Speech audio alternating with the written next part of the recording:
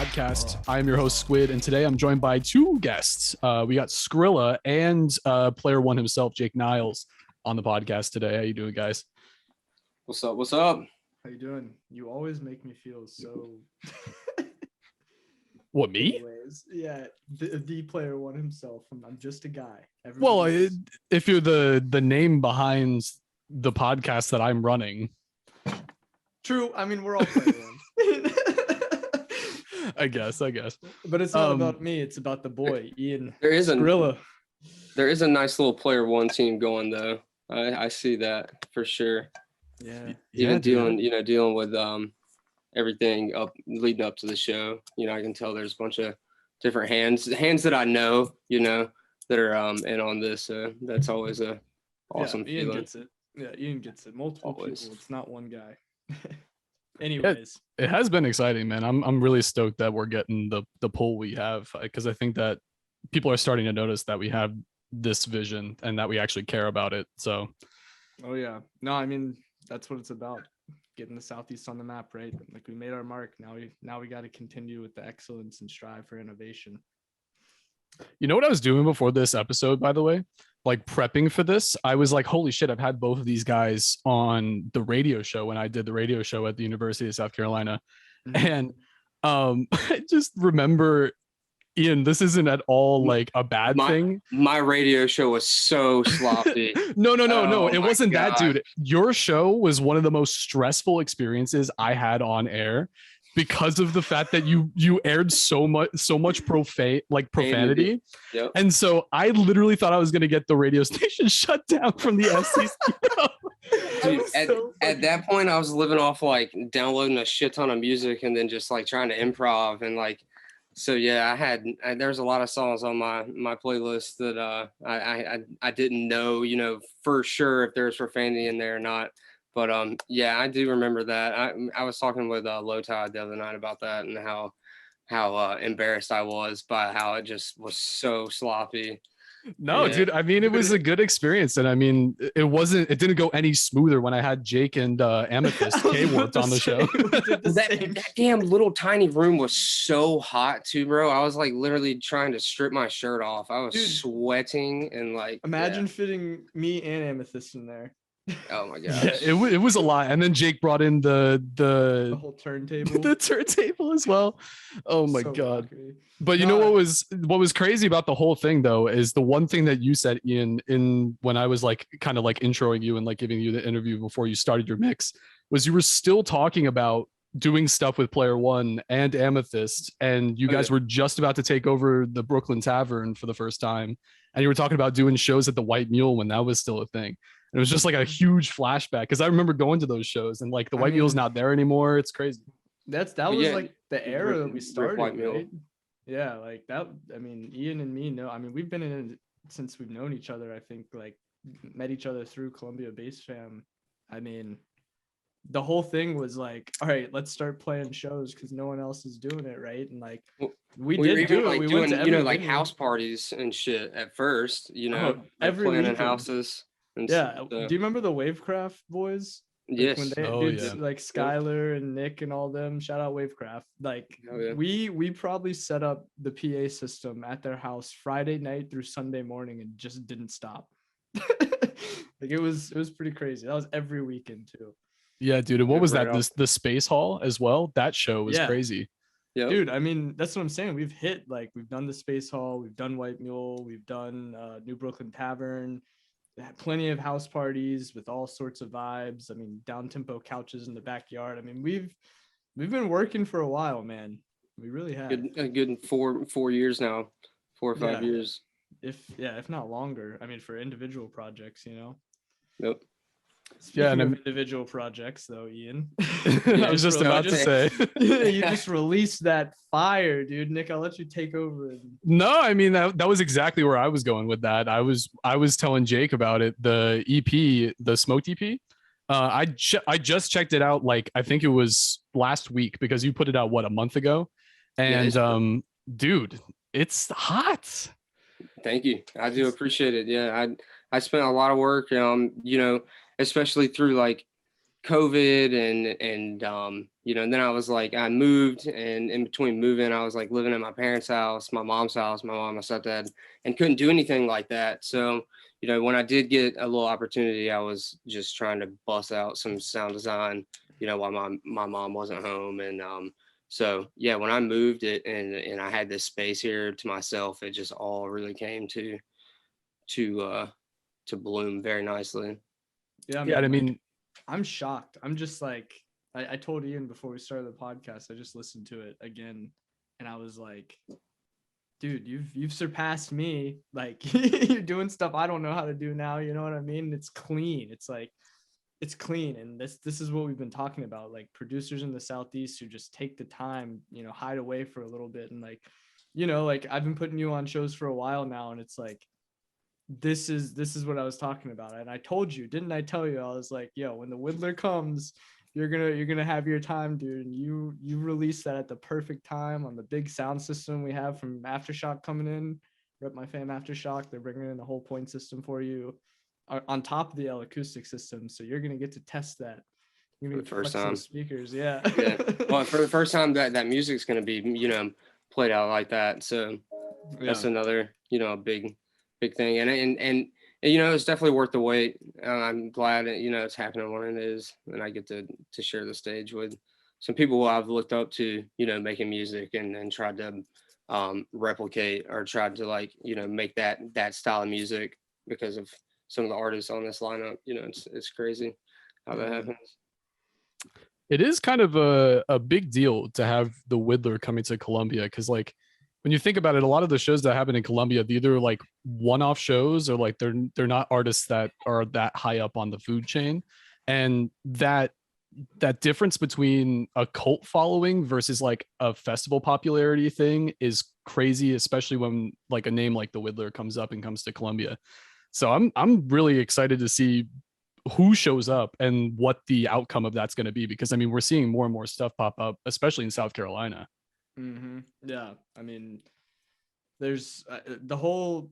It's funny from like the podcast. I think the last time I was on with Sphinx Brian, and we announced like his management, just like the past year in the Southeast with Sugar Society and all these shows that, you know, Brian's opened up for, and you know, we have Hidden City Music Fest coming to South Carolina now. It just feels like all of a sudden like the Southeast is like, yo, like we can do this too, you know, like everybody's doing it. And it's like, this is the first big tour to come to Columbia that's not at a venue that has exclusivity to who they bring.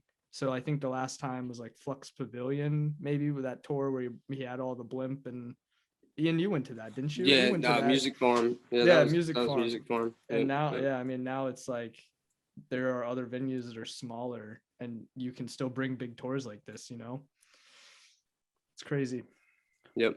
And even, you know, like he's gonna do a Charlotte stop at the end, but like this is a tour that you want to catch in every city that's close to you, because they have a lot of music. You know, they're gonna be playing out, and you get both of the sets and then a back to back. So yeah, it's gonna be. I'm pretty sure it's like what, 2 or 4 years of unreleased like music. I think they've been making music probably together for 4, 5, 6 years, but yeah, I think the past 2 years they've been making music.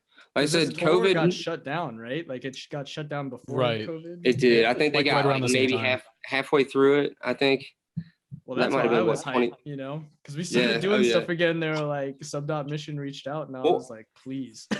and you have, you know, you do a couple tour dates, and then you can like see what was working, what wasn't, and then you know they get 2 more years to go back and really hone in and produce. You know, it's gonna be a great tour.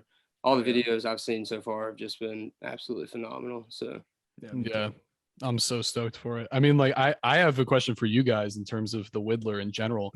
Do you guys prefer his newer stuff or his older stuff? Because I am like against the wall, like just straight up like Sensei Samurai. I can't. You can't get away from like it. The 140 guys, you know, like I know honestly, after our trip to Okeechobee, I'm really getting learned from Squid Man himself. I'm trying to turn him. Yeah. But That's the 140 is, yeah, it's just, what I don't I've know. always been drawn to as well. Yeah, like for me, unpopular opinion, and like nobody hate me after this, but like I personally like Pushloop's music and style of the 140 more than Widdler. But I think that because they've been collabing more together, I like more of the new stuff with both of them. But I will also say that I'm not the guy to deep dive back into Woodfam and like the beginning, but like I definitely have watched the sound design videos. So, Yep. yeah. I don't know. Yeah, I I've like gotten, what he- shout out Quack Tuts, by the way. If you're looking for that, Quack Tuts is his page that he does all the sound design stuff on YouTube. Gotten some solid content from that page. Very solid content. I mean, what about you though, Ian? Old or new Widdler? I like old. I have seen a lot of his new edits and stuff, even before the tour, and they're fire. But I like the old Widdler.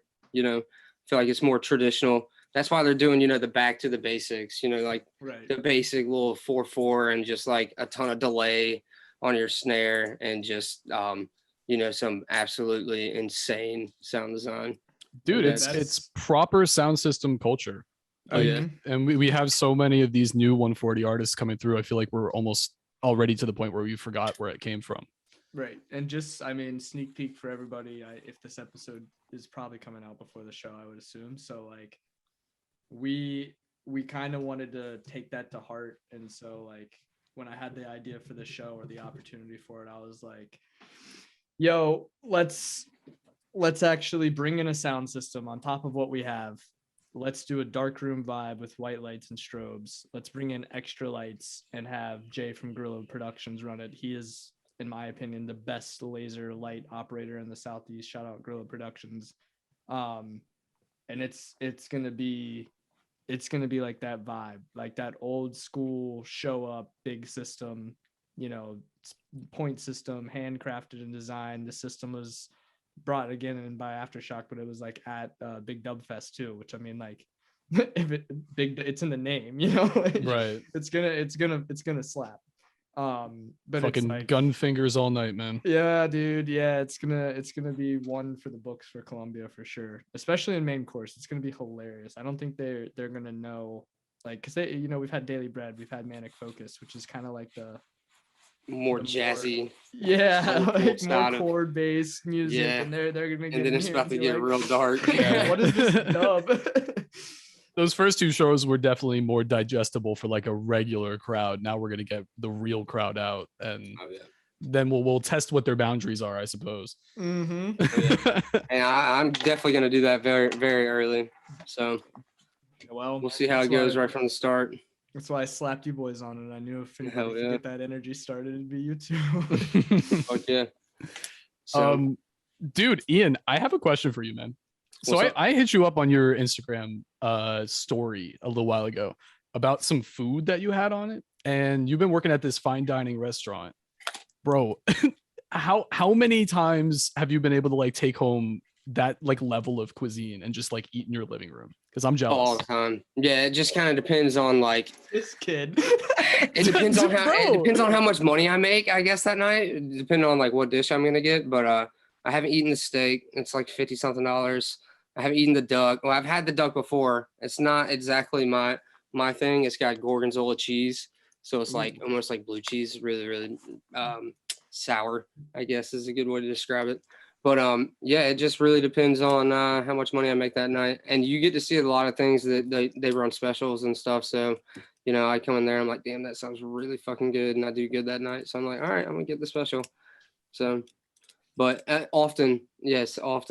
I even had dinner the other night and, I cooked scampi. So I'm like kind of robbing off their menu a little bit. And then I brought home some cheesecake that they had. So it was... Yeah, I'm always trying to do something nice food wise for sure.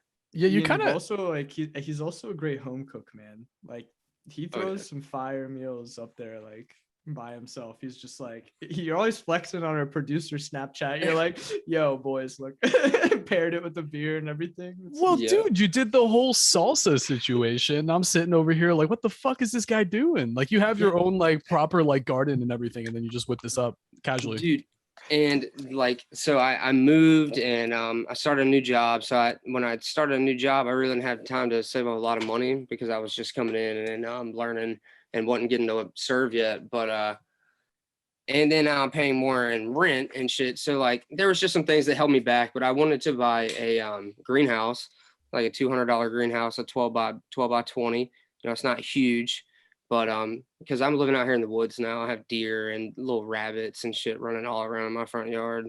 So I don't really want them eating all my plants and shit. So I wanted a greenhouse, but that didn't quite work out. That was going to be about a couple $100 between doing that and building more above ground gardens and you know, making my own dirt or trying to, you know, add in dirt and different types of things to help the plants grow, you know, so help aerate the dirt. But yeah, it was just, that was disappointing. I'm gonna throw some shit in some pots though and put them on my back porch and get a couple tomatoes, enough to make some salsa again this year, you know, some tomatoes, some peppers. So we'll do that. You did the whole basil. mushroom thing too, right? Like, didn't Yeah. you? I tried, man, but then that never came up. I don't know. I guess maybe we were trying to grow, Michaela. like lion's manes, right?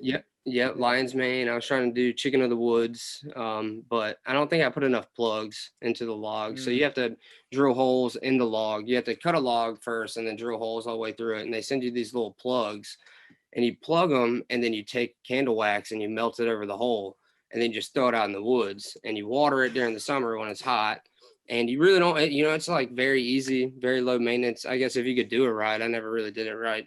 But yeah, and then, you know, a year or two, depending on what strain of mushroom you're trying to grow, will come up in about a year or two. So it's very low maintenance. I said all you have to do is just water them pretty much when it's hot. He's a green thumb, a dub plate professional. He's a multi-talented man. Yeah, well, I mean, dude, yeah. And you look at Angel. That's the guy who really, you know, does it big. He makes salsa and sells salsa and shit, and makes some fire ass music too. So he is definitely an influence for sure for that. I'm always like, how do you preserve that shit so I could sell it, you know, or send it across the country? I recently liked Angel's marketing strategy to sell shirts where he hand painted Angel to like 60 shirts. I was like, dude, that's kind of genius. Like, they are one of a kind and like smart. He's super crafty and super smart. Yeah, he's definitely got it going on for sure as far as like the marketing side of that. He's like effortless. He's effortlessly good at production as well. Like his Grind Beats Volume 1 and 2 were phenomenal, and then he just put out that release on 2020 Global.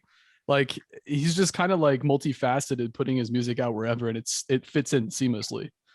And he works with a lot of different genres too. And you know, if 2020 is got you wrapped up, then that says a lot, you know. So shout out Avi Lab. Yeah, big shout out. I mean, I have questions for both of you, actually. Yeah, so, I was about to say, we can still sit here and bullshit and drink some beer, you know what I'm saying? I mean, this is definitely the first Player One podcast where we've been like, we know each other too well to not show each other what we're drinking. And oh yeah, what are we drinking? What are we drinking, everybody? So Westbrook Goza, the gold can, just the regular Goza out of Charleston. Shout out Charleston for always making fire ass beer. Mm-hmm. Always. I'm drinking the family-owned, operated, certified hazy little IPA. It's gonna be so hard to get it out of this. I'm just gonna show the koozie. The steel hands. Yo. Yes, sir. Definitely. Slow down. Is that a tortoise smoking a blunt, my man? Yeah, dude. They made these at I'm a geologist, which we've talked about before, but my friend is the like one of the national park geologists at Joshua Tree National Park in Cal, or I think it's in Cali. Yeah, it's definitely in Cali. And like, apparently there's like this gas station in the middle of nowhere there, and they made like 100,000 of these koozies in the 80s, and they're still selling them, and they're making so much profit off of it because they were so cheap back then. It's like hilarious. So my friend grabbed me one, but that's what are you drinking? I mean, I'll match you with the Sierra Nevada Wild thing. Got the sour, got it in the classic 2019 Bonnaroo koozie, you know. Yeah, I'm slacking on my koozie game. Shit. I mean, you're not far behind me, because I saw Jake with it and I was like, oh fuck, I gotta go get a koozie, and I ran to my kitchen. Dude, I mean, I don't drink that often. So like, when I was like, all right, well, we're gonna drink a beer with my boys, I was like, I gotta break out the special koozie, you know. Hell yeah. It's my like, drinking koozie. Is that one of those ones that like locks the beer into. Where you Nah, like dude, put the it's beer in first and screw it on. they didn't have that shit in the 80s. This is like one of those Oh, it's from the styrofoam- 80s. Yeah, Oh, it's God. like a styrofoam Lord. float in the lake. You throw your beer in, that shit's floating. Oh, that's like that brings back like vibes from my fucking grandfather. You know, same Yeah, shit, NASCAR, you know, back in dude. the 80s, you know, fucking little styrofoam koozie. You're like Little- looking at your fucking life vest and you're like, damn, it's made of the same shit as your koozie. The right, hell? right. Nah, so my question for Ian was like, so you and me have obviously the history. So like when you were first producing and you remember we were all bitching at each other like FL is better, this is better, that's better. Like how has your journey been on like the production tools you use? Like what do you find yourself using now versus like what you were doing then, and like how advanced has it gotten for you? Like are you modulating shit? What are you doing? So, I mean, I still just mainly use Serum. It's a lot of it's pretty basic 140. You know, I've found a lot as far as like adding delay and stuff like that. I guess I've more honed into trying to work on drums and Right. you know, making drums on Serum, stuff like that. I don't use as much modulation like through my program, and at first I was trying to use, you know, a lot of not stock plugins, like plugins that you would buy and shit like that. And I just kind of learned that like working with the stock plugins that Splice has been a lot better for me as far as like trying to mix and master. And you know, there's a lot of things that when you start making music and you know at that point, you know, trying to produce music that you don't realize, like mixing and mastering, and you know, and why it's important to use what plugins. And I guess that's been like the biggest learning curve for making music, is just, you know, trying to figure out how to make it sound good when you bounce it. And that'll still be the, you know, the biggest learning curve, because I think that's what makes an artist stand out to me personally. And I don't know if that's because I've like, you know, had self-doubt about my music in that way, so I like hone into that more with someone else's music. But you know, I think that the crisper your music sounds and the crisper your sound design is, like the more, you know, recognition is going to get, you know, especially you come out here on these big sound systems and stuff, and you listen to this music and you want it to be as crisp as possible. You don't want to sound all like distorted. And I guess unless you're like EPROM, because he likes to make all those like really crazy distorted basses. But otherwise I'd like it to be, you know, more clear. But there is still a lot about production that I need to wrap my head around and get a grasp on. So that's, you know, that's the cool thing about making music, is it's always a building block. You can always build off of it. There's always videos on YouTube you can watch and, you know, dive deeper and learn more. So I guess that's what keeps me coming back to my computer on the weekends, for sure. So Nick, similarly, my question to you is like on the opposite side of things. You started just recently mixing and you didn't show me anything until one night we were at your house. You're like, yo, check this mix out. And I was like, how are you flawlessly mixing within like 2 days of getting a board? And like, what, like, is it for you? Do you like, is it your journey from like radio host to like podcast DJ and like their sound selection? Like how for you has it been kind of getting into things? I mean, I guess there's some truth to that. With the radio, I didn't mix. It was just kind of like putting things into a playlist and kind of curating a sound and like a theme almost. So like it wasn't about transitions. It was about how are these songs going to kind of blend into each other, because everything was automatic. And so I would go through and use Spotify's feature of the song blur and fuck around with the seconds on it. I even had like notes in my folder about what songs to change the blur to so that they would seamlessly go together when it was played on air. But I think with mixing, it's just more so like knowing the songs that I like and like knowing the sound I'm going for, and then just kind of like running it through until I'm happy with what the transition sounds like. It's a lot of trial and error, but I don't think it gave me a specific skill set prior to me doing it. Like it took a lot of learning, but like I like you said, I started mixing in like March. So I guess, I don't know. That was March of I don't know. last year, right? Yeah, in 2020. Don't scare the people too much now. 2021, yeah. Damn, he's already getting booked. Holy shit. Yeah. My mixing board. I mean, you're the one sitting here saying I'm doing it seamlessly, so you're talking me up more than I want you to as well. No, man. Like I've heard it. And I mean, I'm booking the people, so like you got it. Man, if I fuck up, this is gonna suck. Nah, dude, fuck up. That's what the first performance is for. It doesn't really matter. Ian, how many times do you think me and you have fucked up playing in front of people? Hundreds? Oh, often. And even I went to Yonnerville and fucking EPROM. He fucked up like 2 or 3 times, like within the first 5 minutes, 10 minutes. I was like, sorry, I haven't done this in a while. And I was like, yeah, I can relate, bro. We all been locked up in our house and shit. Yeah, I can see. So, I mean, that shit just like, you know, when I hear that, I just, you know, I'm like, all right, well, they're live mixing and shit. And you can tell that anyways, you know, and that's not, you know, a big issue in like our scene of music. But yeah, I mean, that just means you're a human and things happen. So don't worry about that. Definitely don't think about that. That's the last thing you want to think about. True. Yeah. I mean, Ian, what type of when it comes to like 140 and deep dubstep, what label do you usually find yourself going back to? Oh, so it would probably be more or less, I guess. Well, you can always say deep, dark, and dangerous. I mean, of course, you know, if you're on their patrons, they have some fire releases. Oh yeah.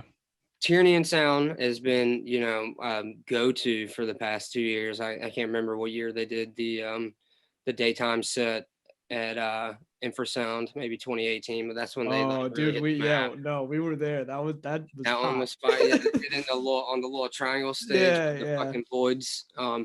But yeah, and then so a lot lately has been Mythum. I don't know if you guys saw the Nick is dude. Mythum is like, dude. I watched all that I hear fucking now. Bullet Room Def set the other day.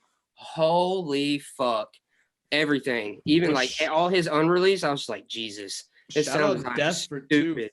For those fucking events. Yes, dude. They are throwing the hot. I got tickets for Shades. Did you got? Yeah, we're going. Yeah, dude, we're going. Yeah, we'll fucking see you there, man.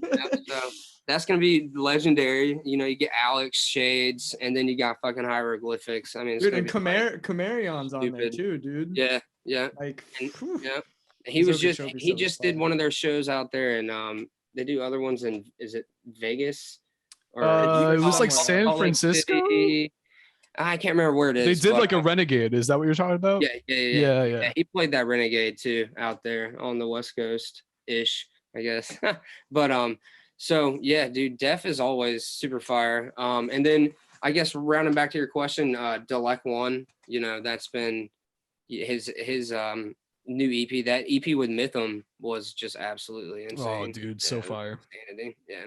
So I don't know if I could say like a certain label. I just try to, you know, search for people that are just coming up. Widow is another one. Shout out, dude, Ronnie. Widow's been my number one for a while now. Nick's been telling me to book him too. I think I should just do Mythum. Dude, you could probably book him and Mythum for the Widow's doing this whole thing. Would be nice too, but dude, he's doing this whole thing where he's trying to start like a horror themed record label. And he's looking at like visual artists, he's looking at production team members, he's looking at artists.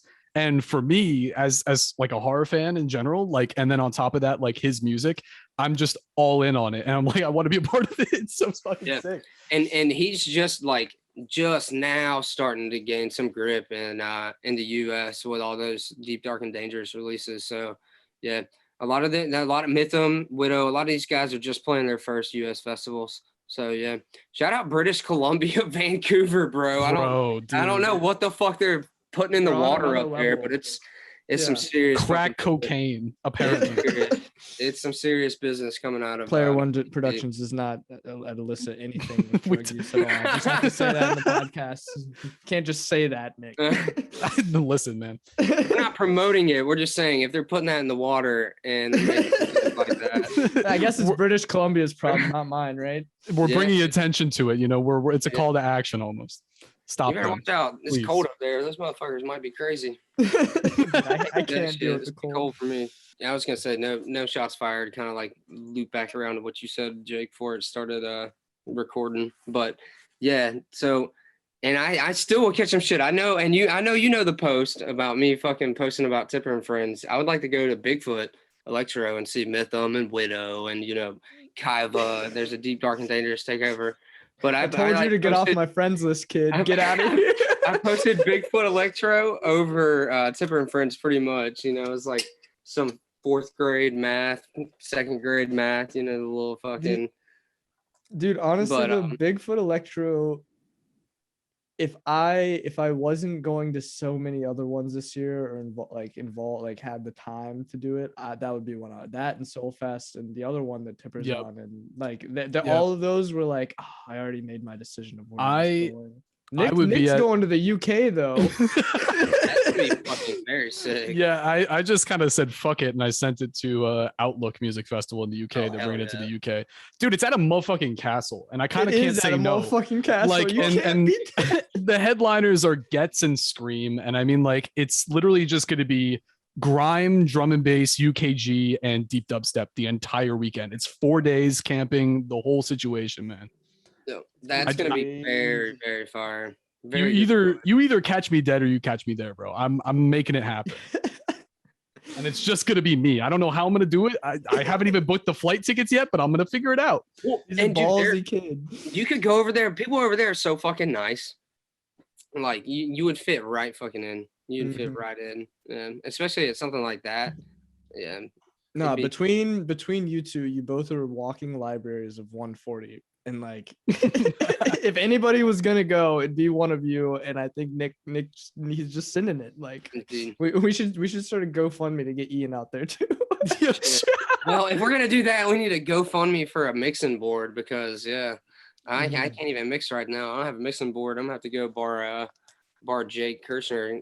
Shout out Kuaton. I'm gonna have to go get his mixing board tomorrow. Hopefully, I still haven't texted him about that, so we'll text him after this show. But so I can line up some stuff and kind of get ready to go for the show on Friday. But yeah, I mean it's so. And I wouldn't even say just 140. It's just like kind of like the thing he said for Outlook. Grime, drum and bass. I put a drum and bass track on that EP, so there's more of that in the storage bin for sure. Hell yeah. Dude, so I love producing drum and bass. That, like, when you produce drum and bass, do you just feel like you just drank 6 espressos? Like, soon as you finish that first 8 bars, like, you're like, all right, we're going all night. Dude, fucking 80 miles per hour in a school zone type beat, like driving 120 down the interstate, just like cruising. Yeah. Oh yeah. Drum and bass is always very fun. I've always had a big interest in drum and bass, being a big Noisia fan. So, dude, I've been trying to scratch over it recently, and it is like near goddamn impossible. Not really. Like, there's like Liquid is easy to do it over, but like talking about mashing up. No, just scratching straight. Scratching over top, like the speed. Like, it's possible, but I gotta get better. You're gonna start a fucking fire on the turntable. Dude, it feels like it. I'm like, oh my god, my turntable's like hypnotic drive is just gonna pop off at any second. Like, well, they say that's where Tipper got his start. So, what, DMB? Scratching DMB? I don't know about scratching, but yeah, that's always what I've heard. Drum and bass artists, like, at the very, very beginning of things. So now we're telling wook tales. Yeah. Dude, I could believe Carl it. Told me. Oh, Black Carl? No, Carl. The festival, the lost kid at the festival. Carl, the one that everyone's always screaming, Carl. He's always in Colombia for some reason. I don't know why they keep screaming his name. Dude, Carl's been mixing some fire DMB too. I'm trying to get him on a DMB show. That man's his old head in our scene. He's an OG. Dude, he played a set at the Truth Show in Atlanta a little while back, and he rinsed some unreleased DMV he was working on. It was fucking crazy. Are you talking about Black Carl? You're talking about Black Carl. Yeah, you're talking about Black Carl. We're talking about... we keep jumping around from Carl to Carl. I'm confused. Carl! We went from Festival Carl that everyone's always screaming for that doesn't exist. Okay, that's a myth, by the way. That was the joke. Carl. So shout out Carl. He's a homie that lives here in Columbia. that is always, Big love. Carl's been in the fucking scene for damn, twice as long as any of us. So probably the 90s, early 2000s. But that kid, I'm sure he's got a library full of just some fire drum and bass music, fire. But yeah, and always doing. I think he's got a YouTube video up. Somehow that's a South Carolina thing or a Columbia thing. What, the SCEDM Live? Yeah. Show announcement. I'm doing the one next week on break night on Tuesday. I was about to say, is it all drum and bass or is that they do everything, dude. everything? Shout out Leah. Yeah. They've been like live streaming like breaks on Tuesday. I think on Wednesday they've been doing like more dubstep kind of experimental dub night and stuff, and like they're all honestly, all the people that hang out in that crew, we recently had a show with them, Scratch in Time, like they were the original. That's the last one I came to. Yeah, they were the original people doing it in Columbia. I mean, it's them that was all doing it. So, but yeah, shout out them. That's something that'll never die. Drum and bass.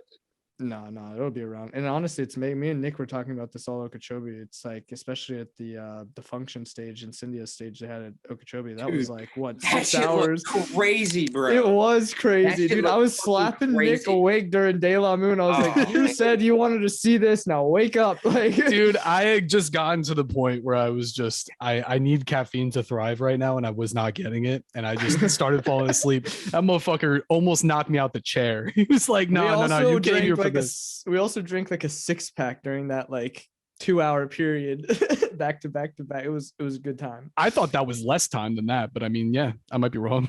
I don't know. That's why you were sleeping, boy. No, but yeah, dude, shout out Insignia. Where the fuck did that come from? That stage was massive. Bro, that shit was insane in 2020 too.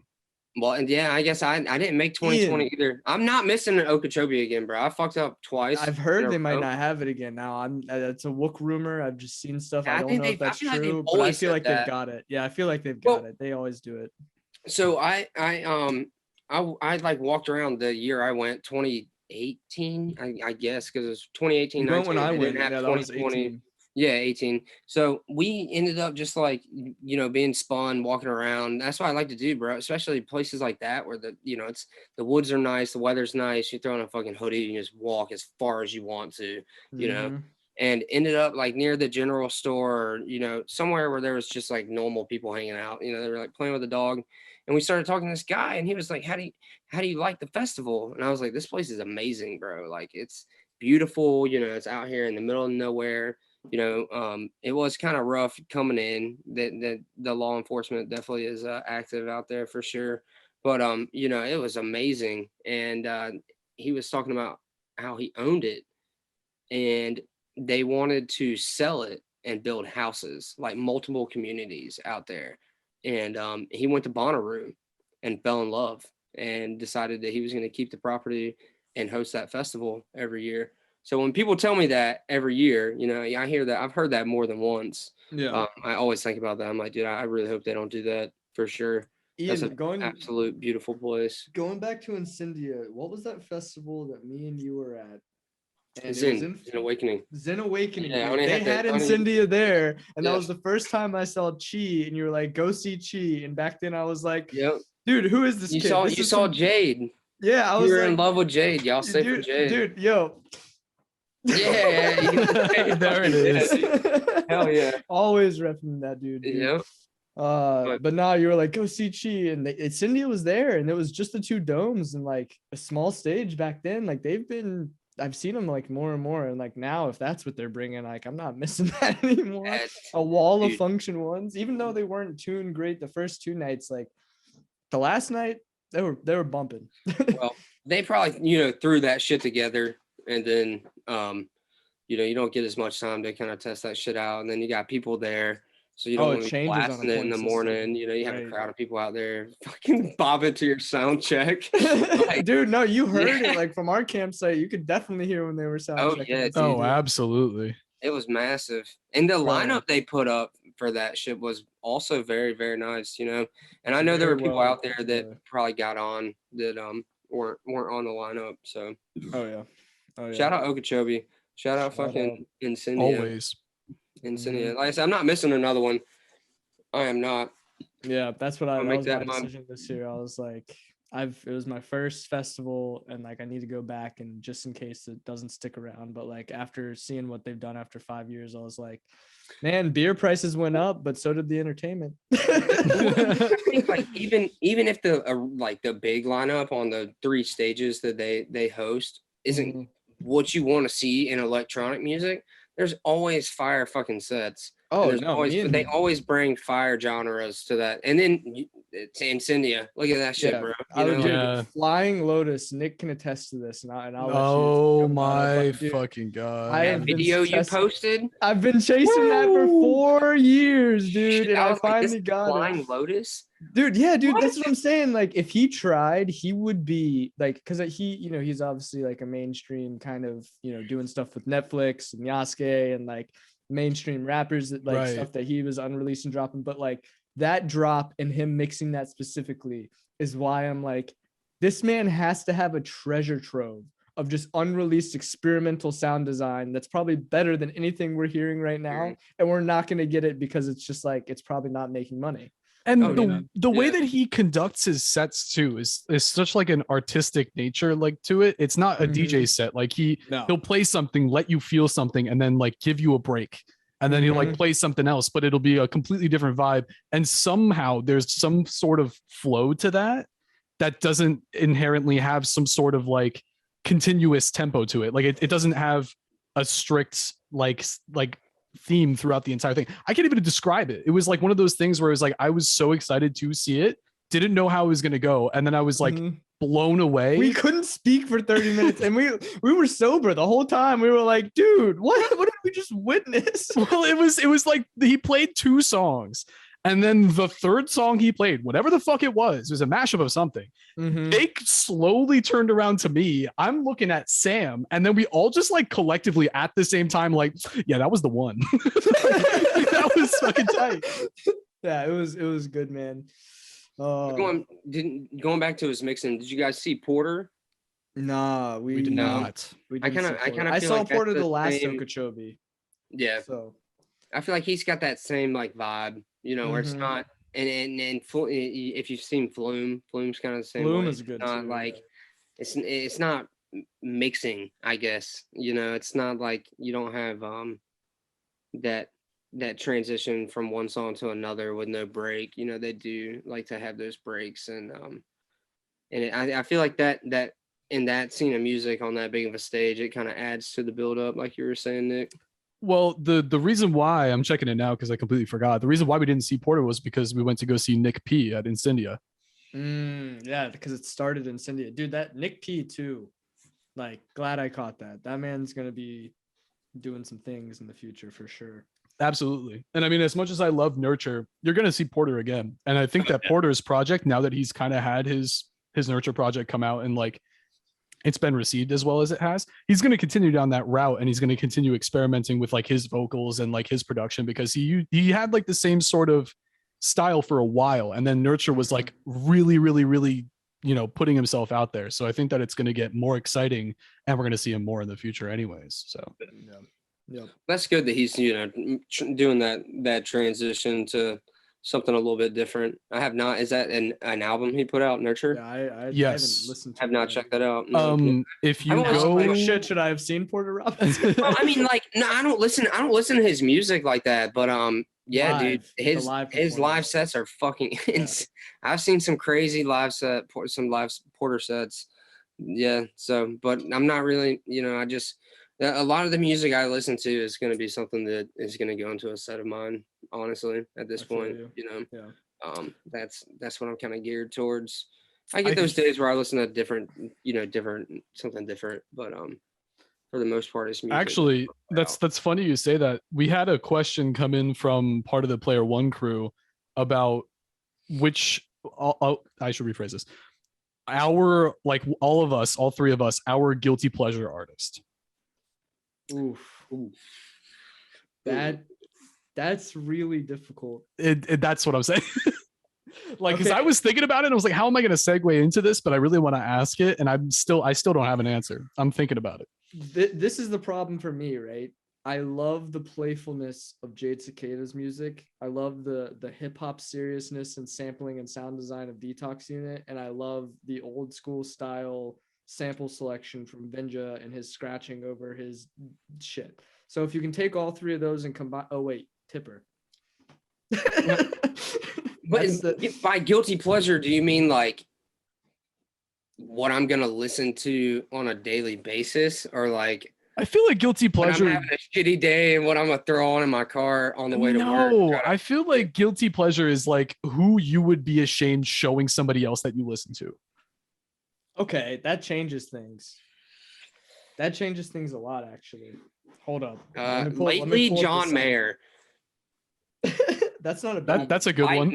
I mean, I've listened to more John Mayer albums than I would like to admit on this podcast.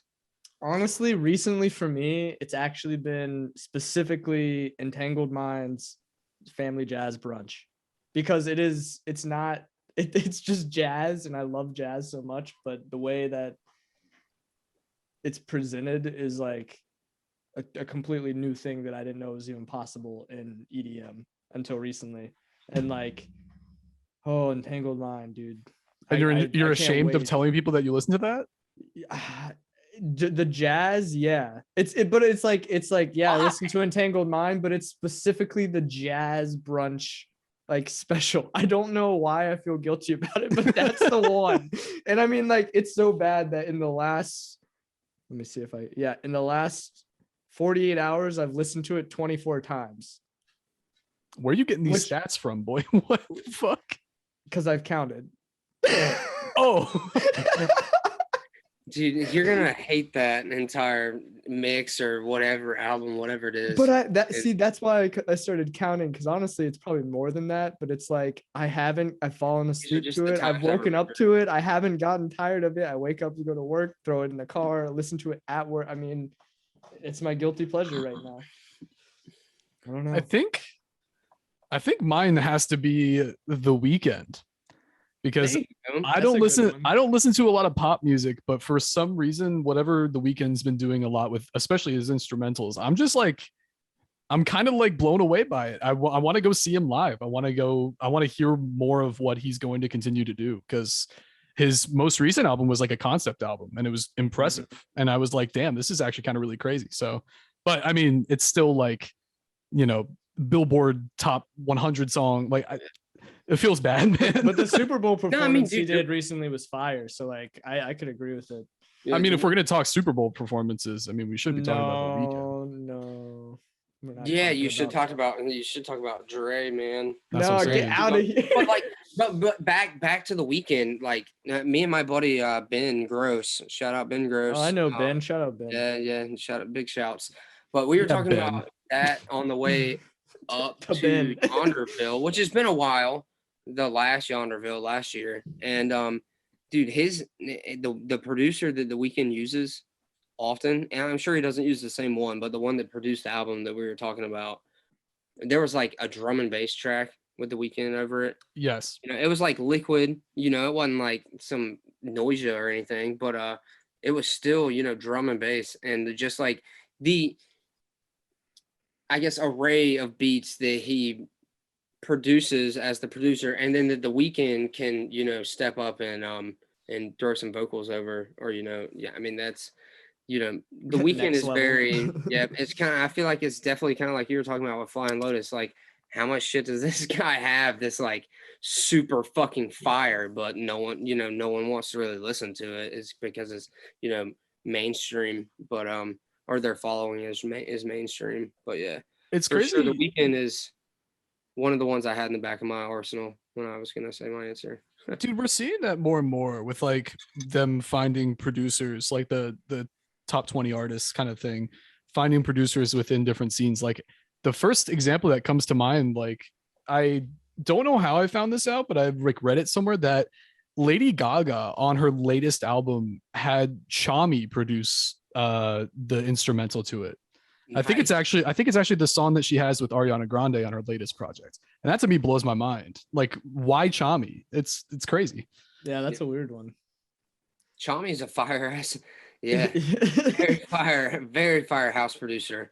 I used Mhm. to love Chami when I was like, which I used to. I'm talking like I'm a bass head, you know. Like I love house music. I can respect a lot of that as far as Claude, you know, Green Velvet, Chris Lake. You know, and there's some fire house music out there, and I'm sure if I dove deeper, you know, kind of Dude, the full circle back Sponges. to them, Go the look at the Sponges. Sponges. Yeah, Oh, dude, sponges they're are fire. I've been trying. I've wanted to book them, and like it just hasn't happened yet. But like out of all the house I've listened to in the past, Well, I had since you know, Imagine, that's the most fire. Like cool, Yep. free. Like I don't know. I don't even sample wise. It's just the sickest house I've heard.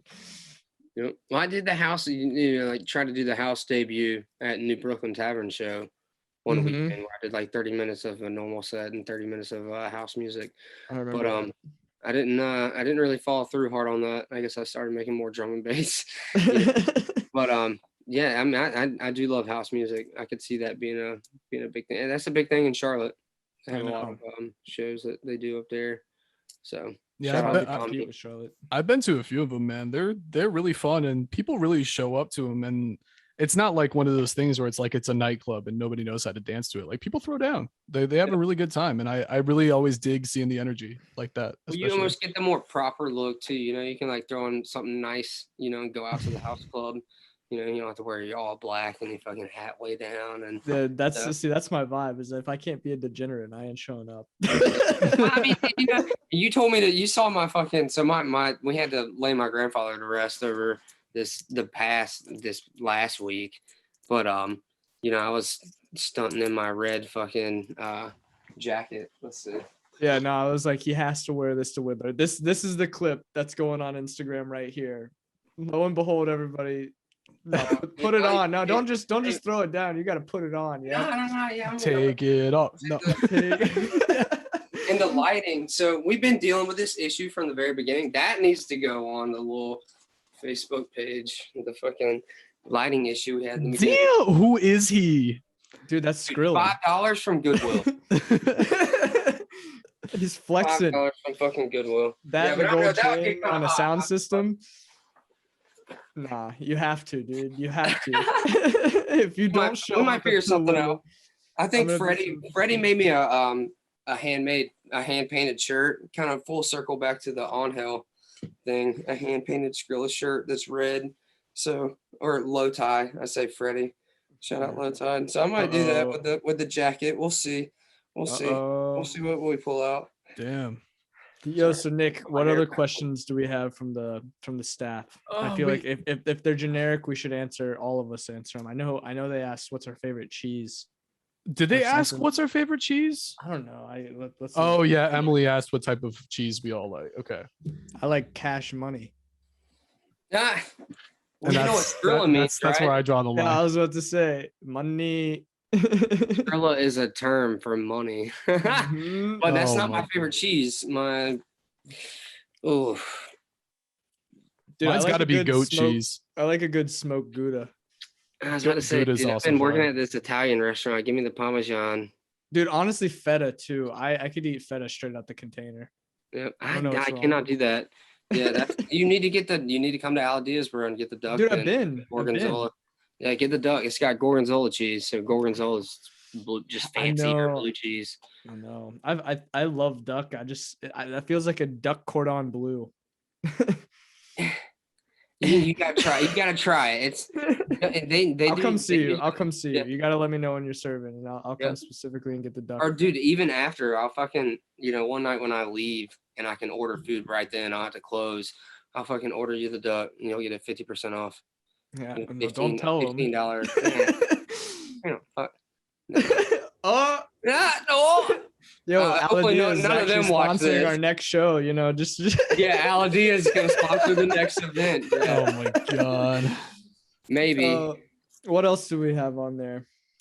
I think the last one that I saw that was a question that I thought was worth mentioning was asking why you specifically, Jake, started scratching. I mean, I'm looking, and the question after that is, why are you Scratch Daddy? I have a follow-up Honestly- question. Why did I start scratching? Honestly, So back in the day when Low Tide and Tessalus Michaela were living together, who was actually Ian's old roommate, recently old roommates. Shout out to Yeah, Teslas. yeah. She's She doing makes the some whole sick, art thing. dude. Last She time I makes some talked to her, sick ass art. she's She's coming making art to right now. yeah, she's come to a couple of our shows and done some stuff. I'm about to Is she, hopefully I think about to she's buy gonna 2 paint. of her Is she prints. not gonna paint for the Widdler?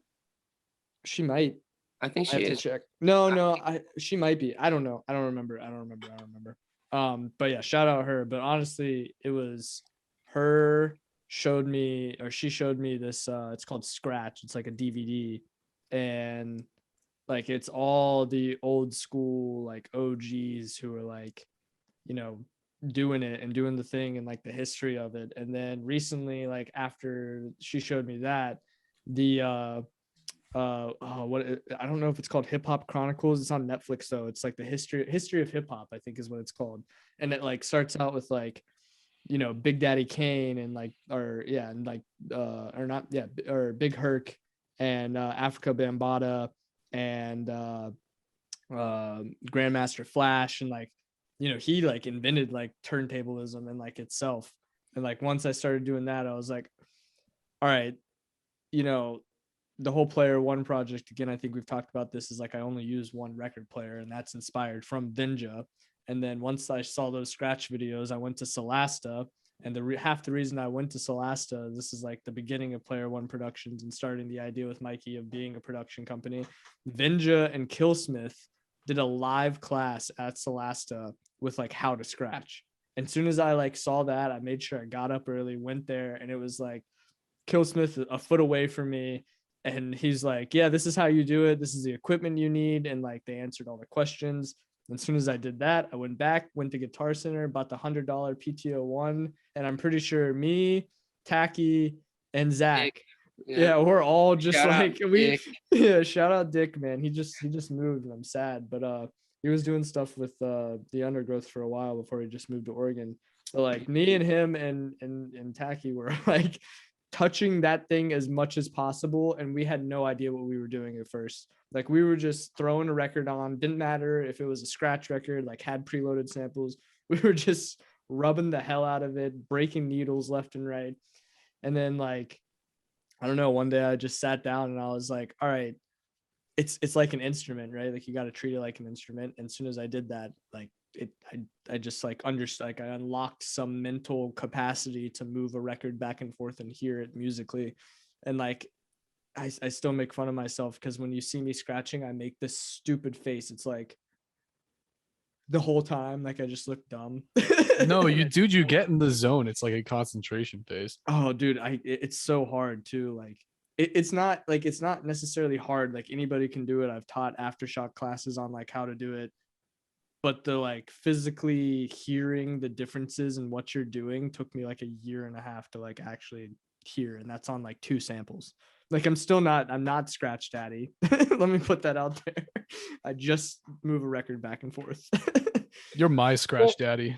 Exactly. And you figure out like what, you know, and I don't scratch. So I mean, but you figure out what sounds right and what you're doing and what each control is doing for the ultimate output of your sound.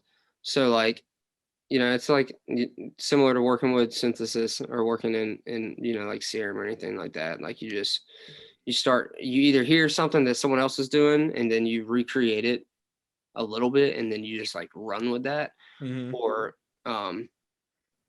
you know, it's just something that your own style. Yeah, like, you get to give it your own twist, and but you start to figure out as you do it more.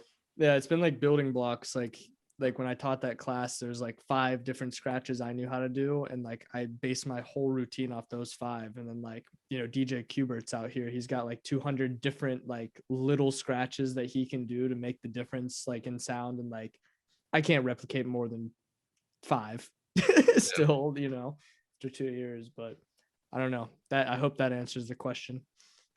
I think it did. I think that was plenty. Yeah, that was a lot. This is the origin story. And I was about to say I've been around for a while. Yeah, that was all. Yeah, all I can attest to all of that for sure. I I mean, since we're running out of time on our second Zoom meeting here, I feel like we should wrap it around back to the beginning of what this is all about. We got the show coming up on Friday, March 25th. Yes. Back to Basics Volume 2, the Widdler, Pushloop, Chief Kaya, Skrilla, and myself, all playing at the main course. And we hope to see you there.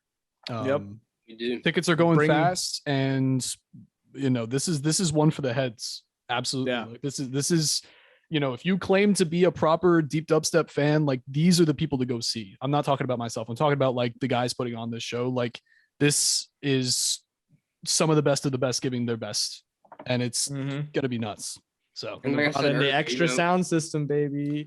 if you live in Charlotte or you live in Atlanta and they're gonna stop in that city on this tour, still come out, bro. There's so much music those guys have. I know for sure the Widdler's already put out like a fucking 2.5 hour unreleased mix this year. Yep. And he just released his EP on the day of our show. Yep, and half of that shit he played at the fucking New Year's show at the Black Box was probably fucking unreleased. All these guys are just holding on to a lot of music, so and I know they've been dying. I know Pushloop and Widdler have both been dying to get out there on a stage and throw this music down. So it'll all be original. Come out, drive 2 hours, 3 hours, come see this shit. Let's do it. Come see what I got for 2 or 3 hours. Don't miss it. Either of these kids, either of these guys, right? Like that. So Nick's gonna throw some freaking magic. Ian's throwing all the unreleased, newly released. It's gonna be insane. So to that, boys, I say cheers. Cheers. I got no beer left, but cheers. Yeah, cheers. Time to end the podcast. It's time to hit before we end, Skrilla and the Player One project on SoundCloud. Ian is 20 followers away from 100 and Jake is 29 followers away from 100. Please get these boys the attention they need. Like they deserve. I don't release anything, but Ian, make sure he beats me. I told you before we started recording. It's the anticipation of what's to come for you. Ian and you have heard my unreleased. You've been honed in on doing the shows and shit, man. I've just had time to, be a little fucking hermit crab and sit on my ass all the time and just fuck around. So that's all. You're being your own player one, dude. Dude, yeah, man. And like I said, don't even think about that like towards yourself because man, if I would have had to put a bet on it a year ago, and that's not saying to what you do as work ethic, it's what I thought that our city was made of, which wasn't much. But dude, Columbia has made me eat every fucking word that I said in the past about hosting shows here. And it's been very, very delightful to see it happen. It is, yeah. And I do believe that Columbia can keep pushing. And this is my city, so I respect it. And I know it's your city too, Jake. So all you want to do is, bring good music here for people. And that's one of the most respectable things I can imagine you doing, especially coming from me. I'm going to cry. I don't want to drive to fucking Charlotte or Atlanta to see a damn concert. I want to do it right here and drive to my house and sleep in my bed. So exactly. Shouts, big shouts, always. Word. Absolutely. Well, much love, Ian. Yes, sir. Much love, guys. Yeah, man. And Player One Productions on Instagram, Facebook, and P1 Podcast _ on Instagram as well. We'll catch you next time. Later.